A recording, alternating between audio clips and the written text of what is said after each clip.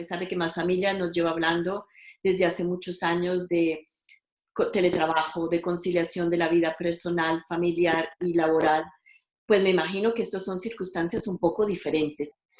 Sí, la situación de esta pandemia, como bien dices, ha modificado sustancialmente las condiciones de trabajo, ¿no?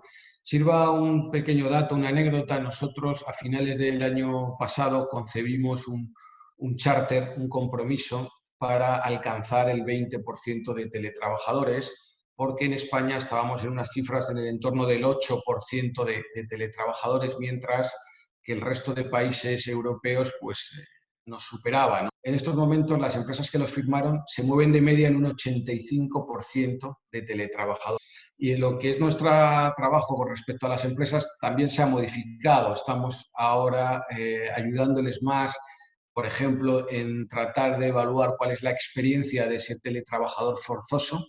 Muchas veces pensamos en un teletrabajo idílico, pero hay hogares con 4, 5, 6 personas que no hay espacio suficiente, no hay un ancho de banda suficiente, no hay computadores para todos los miembros. Entonces estamos evaluando desde Fundación Más Familia cuál es esa experiencia del empleado.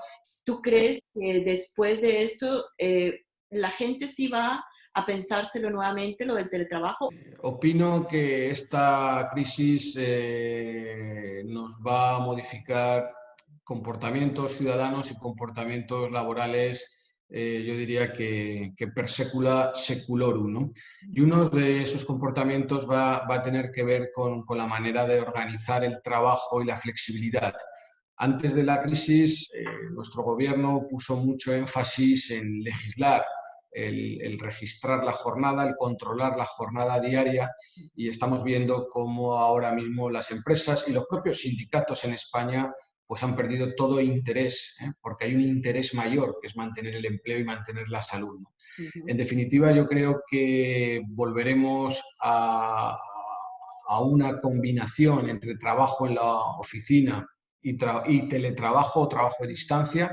Nosotros ya antes de la pandemia teníamos muchos estudios que demostraban que la fórmula mágica se encuentra entre 2 días y 3 a la semana.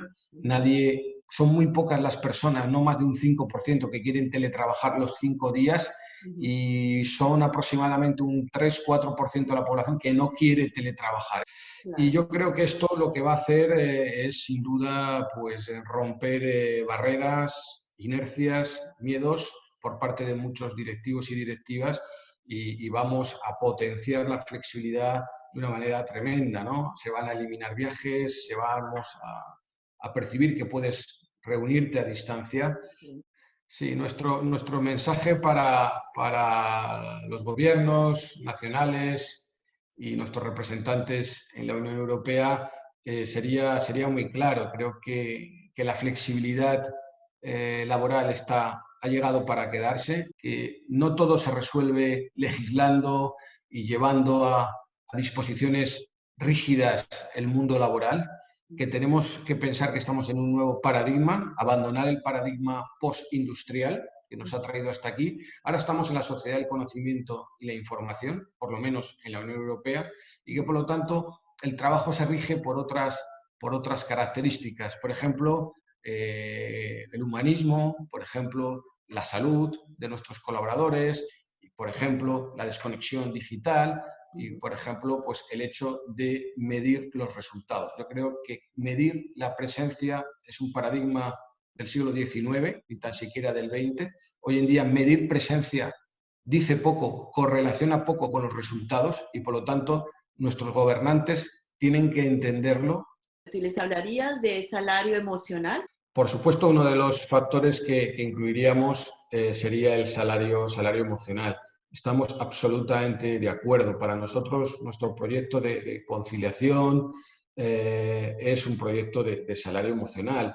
La retribución que una compañía da a sus personas no solo se puede medir en términos monetarios. Es obvio que eso es importante, que tenemos que tener un buen salario, lo que en inglés se denomina un competitive base pay, pero a partir de ahí yo creo que lo que verdaderamente fideliza y diferencia a las compañías es eso que llamamos salario emocional. Dentro del salario emocional hay un factor clave que es el liderazgo, es tener buenos jefes, Ujú. es el mayor intangible, junto con la marca, junto con la cultura de la empresa, pero que tu jefe, jefa, se interese por ti, por tu bienestar personal, que sea honesto, creo que es el principal intangible y el principal salario emocional.